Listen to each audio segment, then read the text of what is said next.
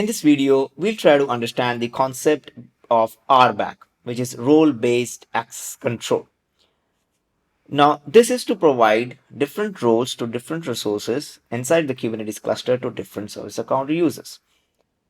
So in this particular scenario, what we have tried is there is a service account SAM in the namespace demo, and we want that service account to get, list, watch, delete the deployments.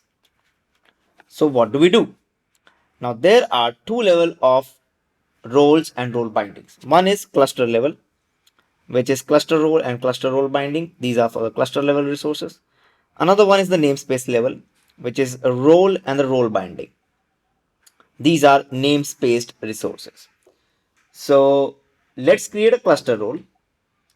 In this particular cluster role, we have just defined the name, API group, the resource, which in this case is deployment, and the verbs, which in this case is get, list, watch, delete. Next is the role binding. Now we already have service account SAM and we have the cluster role. Now we have to bind these together. So we can create a role binding, and we have to define the namespace demo, and then this is the section where we define the role ref, and we give this particular cluster role that we just created above. And then in the subject section, we give the group user service account. So here we have given kind as service account, the name of the service account, and the namespace.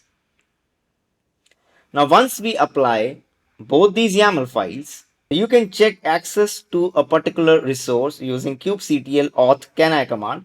So if we do kubectl auth cani get deployment as service account demo in demo namespace, which is correct because you can get, but in default namespace it is no, which is valid because you cannot get in the default namespace. So this is how you will be able to provide different level of access, which is the verb in this case, to different resources, which is deployment in this case, to different set of users, which is service account SAM in this particular scenario. So RBAC helps you to provide different set of roles to different set of groups and users across the cluster to various different resources. So that is how RBAC works on a high level.